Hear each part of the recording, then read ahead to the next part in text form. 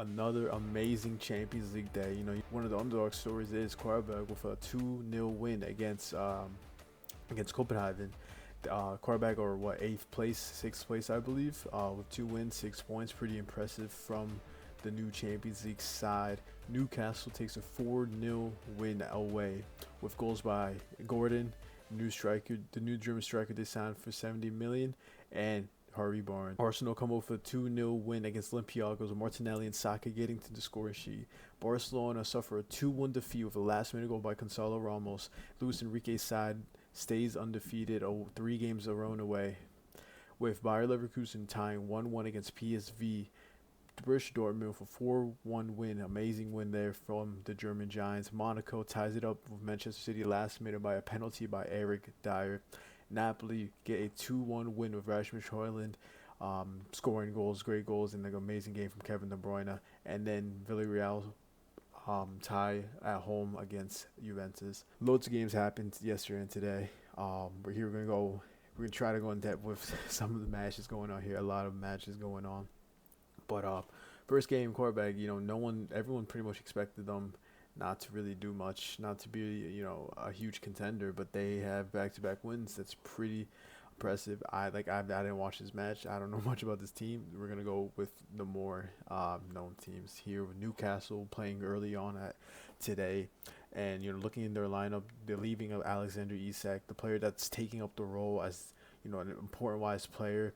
Here shows Anthony Gordon 2 goals, of course, that's huge. But Tonali, the way he controls the midfield, it's such an important player to his Newcastle team. It's hard to fill in the void with Isak, arguably Newcastle's best striker in how many years? And winning them trophies, been decades and decades. And he leaves in a situation like that. How does the team work? How does the team get together after losing your best player, after all the drama, and joining one of the best teams in your league and in the world? Newcastle trying to find their rhythm. Waterman trying to be that replacement for Isak, getting a goal today. Great from the German Anthony Gordon, who's always been rumored to leave, always been rumored to join Liverpool, always. But today he's shown great. Against, sure, it's not a crazy side, but a 4-0 win in the Champions League is huge for whatever team you're going against. And I'm just a huge fan of what Eddie Howe and Newcastle in general, what are they doing, what they are doing.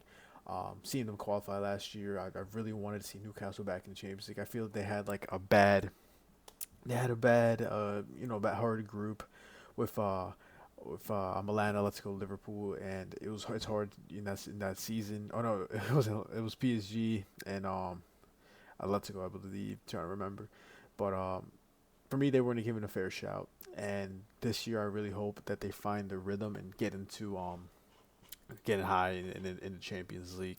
Arsenal 2-0 win against Olympiacos.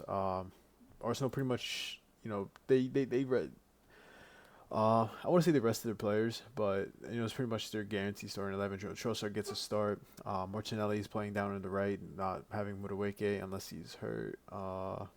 He is hurt, but Arsenal huge 2-0 win in Champions League, really important. Mikel Arteta, one thing he gets bashed a lot with his decisions, what he says, how his team is. But for me, I'm a huge fan of what he's put together in his team, and they just need to find the rhythm. Seeing them 1-0 down with Newcastle, then get a nice huge win 3-1. For me, they are 100% contenders to win this competition, to win the Premier League, to win anything. They have the team, they have the players, they have the depth, and they just need to find the rhythm here. Martinelli gets a goal. Gyökeres nearly gets it, and I feel Martinelli looked like he was gonna try to let it go in, but end of the day, you need to slide it in and make sure he gets back in the net. Martinelli does that. Saka gets subbed in, and does what he does, scores after an injury. That's huge from Saka. The one thing Arsenal, it's hard not to have Saka week in and week out. He's always injured. He's always out of the squad, and it's really nice to see him back into the rhythm of things. Barcelona PSG, great game. I did a whole separate in-depth video of whatever, so I'm pretty quick with this. And the story is Barca's high line is what killed them. They rely too much on that high line, and teams find the weakness and find the spots and able to get the goals late on because of the high line. Barca looks great in the first half. Second half they were for me just terrible. PSG had complete possession, complete composure, complete the whole rhythm of things. Amazing key passes, through balls. Um, they just looked great, and it wasn't even their full team. Dembele wasn't playing. Kvaratskhelia wasn't playing. Due wasn't playing. Marquinhos, I'm probably missing someone, but Luis Enrique showed why and how strong his PSG is, even without his best players. That's really huge. And Flick needs to find a solution. Sure, the high line can look amazing, but then end of the day, you got to get the job done. And for me, that's what costed them the Champions League. That's what costed them this match here. Leverkusen PSV didn't really see much of this. Leverkusen has had a really bad start. The sacking of Ten Hag. PSV is a good side though. They have a really a lot of good players. After Leverkusen, almost everyone's gone from that invincible. Shaka, Verts, um, I'm forgetting so Frimpong and so many Adli and so many players leaving the club. Only ones that ever stayed was Grimaldo, Tapsoba, Tape Charisma. Besides that, that's pretty much it, really. This is a complete different team from what they had 2 years ago. Um, Garcia, they signed him last year. They signed Quansha, they signed Bade from Sevilla, Tillman from Frankfurt. So it's huge. It's complete different change, and 1-1 draw. Hope to see Leverkusen back where they were before. 4-1 win, huge for Borussia Dortmund. I really like this Dortmund team. It's really underrated. It's not big star player names. It's more like underrated debt wise. You up top Grassi, one of the best nines at the moment. Adeyemi for me has been highly underrated, underappreciated. He looked great in that Champions League final. He's looked great last season. He looked great now. Such a pacey, skillful winger, and you can 100% use him. Chukwuemeka gets a goal. I'm not sure if that's his first goal to Champions League, but he gets a goal here. Chelsea alone. Svensson, I've always said him and Ryerson for me are actually, I really like them as the wing backs for Borussia Dortmund. Like I said, underrated, not crazy hard name players. I'm hoping I don't get copyrighted or anything for that. But huge for that. Joe Bellingham gets kicked down in the 69th minute. Sabitzer had a great game. That's someone I think Manchester United could really use. Especially the way how Almiron plays his squad or wants to play like his squad. Not sure why they didn't buy him permanently, but he's looking pretty good in Dortmund. Nicolas Sula, Anton, and Bennett. Can't really say his name. The Algerian Bennett Biani in the back with Kobo in goal. Yammer Can's still injured. Julian Derville. Yep. But great win from Borussia Dortmund. Scored Julian Brand, Garassi, Chukwuemeka, Svensson. I didn't really expect a huge win because for me, Atletico Bilbao are actually a pretty good team. Nico Williams is still out, so Inaki is playing there with the right. Gomez. Americ Laporte gets his start in the Champions League with Bilbao. Is he out? Was he not playing? Really? I can't find him. Laporte, Katsika. Sansit. He was on the bench but didn't play. Interesting. But a huge win for Borussia Dortmund here. Manchester City 2-2. Haaland looks great. He's one of the best nines. I really want to see the Mbappe Haaland era come back. Slow seasons from both teams last year. But now they're in top form, big form, scoring goals. That's what we want to see from the two arguably best nines in the world. So that's what we want to see. But it's kind of hard when you're tying with Monaco 2-2. There was a high kick. I think it was who kicked them again? It was Nico Gonzalez. Kicks him, Eric Dyer in the face. It was light, but you still can't really high kick it inside the box like that, which is something similar to Arda Güler.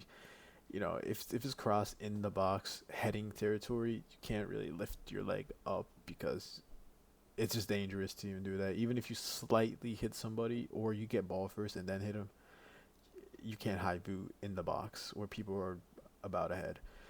So Eric Dyer gets the time penalty. Huge result for Monaco. They get their 4 points out of the 2 games. And there, want to see Ansu Fati play good. Balogun, I want to see him do good as well. U.S. International World Cups next year. Want to see the Americans do well. Same with Weah and Marseille. Same with Pulisic in Milan. These big name players playing in the big leagues in Europe. But huge result. Haaland just shows why he's the true. I didn't really watch this match, but that's what I'm going off by. Something I'm really excited is Rasmus Højlund. I was a huge fan of when he joined Manchester. I'm a Liverpool fan, Madrid, whatever, but Rasmus Højlund is a striker that I really, really liked it, but him and United didn't work. People bashing him, people hating on him. Joins Napoli alone, gets his goal in his debut, Champions League debut, maybe debut, probably not, but Champions League start here. Nah, it's not Champions League debut. He played against City, but Champions League debut at home. Gets bags 2 goals, 80th minute winner. Really happy to see Kevin De Bruyne still got it. It's weird how City got rid of him. Of course, he's getting old, but I expected him to run MLS and stuff like that. So, obviously he was dropping in form, but here in Italy looks great. Great 2 assists from Rasmus Højlund. The duo, the Manchester duo. Love to see it. Manchester United is the problem, not the players.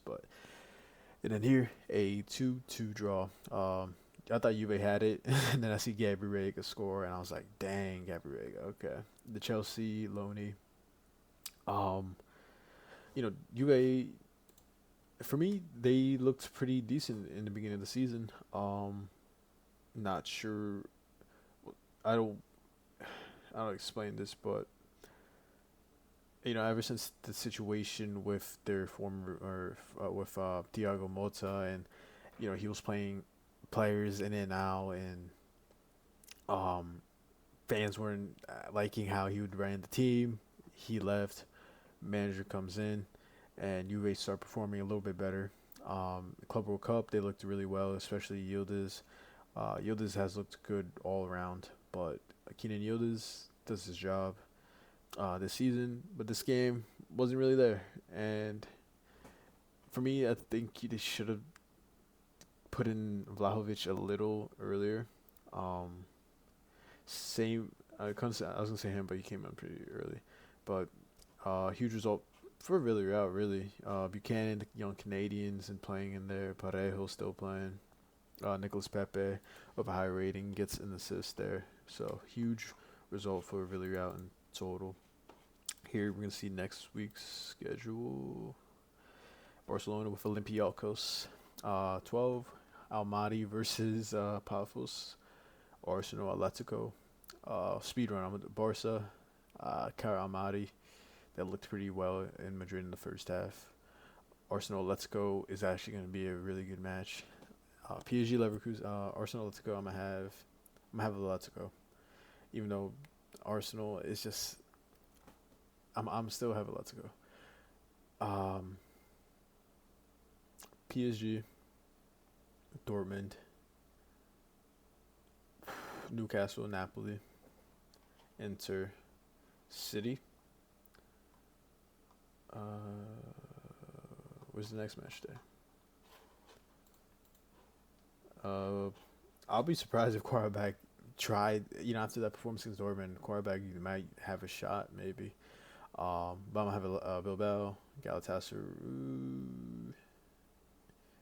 Don't sleep on Boyge and Bodo Glimt.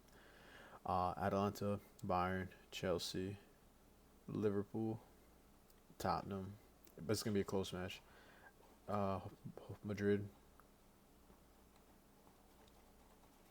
Tie. But yeah, that's pretty much what I have there.